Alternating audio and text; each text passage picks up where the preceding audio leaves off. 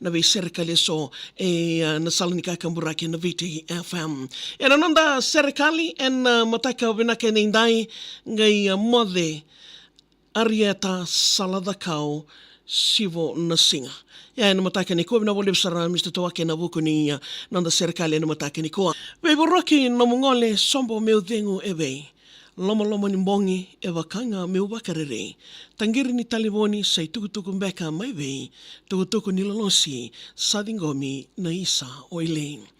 Tini kavitu ni chulai mai tangi sa tongayoti. Nei tō wawale lomani mo sa mai vei boroki.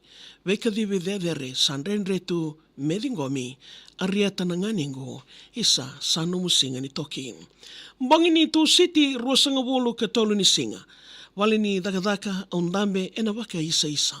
Dalindi nongu taliboni kaundolaba meureida. Waini mata walenga samburoro tu maikina. Isa momo o sarui waka na numinana. Ngori na itukutuku au ilika rao maikia. Utongu e laudhaka wakami ka seirua saranga. Me somi wakadawali na nongu nuingawangawa koea. Isa nemia na bungongu mo wakadengu manda. Sa liwo na kinandua na bonua bina kasara.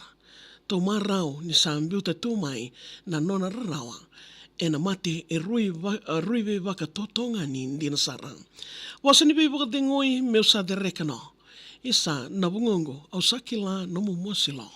Wuni no mu vola tumai ve yawongo. Au masuta na wakadengo mai ve karisto. Sanduan dina nambongi da ve yao indai.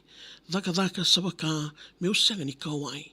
Samo sini una numa na bungongo lailai. Tau ngalu kanda wasa malu atumai. Na mose wakila ni sa mbimbi nonan reketa. Sa vea nu yaka na wutu ni alo melevea. Tuturu ni wani mata au reida rawa ena beba. Ni tonga nona lulubo mena waka dengu mbeka. Turanga chisu na iwambula au kerike muni.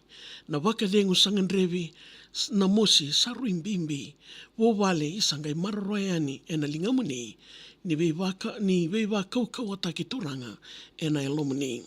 Sambo eta na nganengu mokila manda na mosi. Ratosa yalu lala na ngone ena lonosi. O dei mengai o vidi rato ena motoni mbongi ni lalama wakatina rato nui kena e saoti.